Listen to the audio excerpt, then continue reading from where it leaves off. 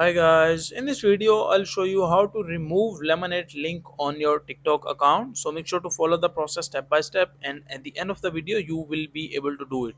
So first of all, install the application TikTok on your mobile phone, and if you already have installed it, so just open the application.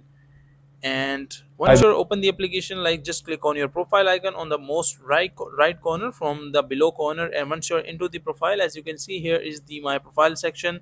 So from here you can see these two options, either share profile or the edit profile.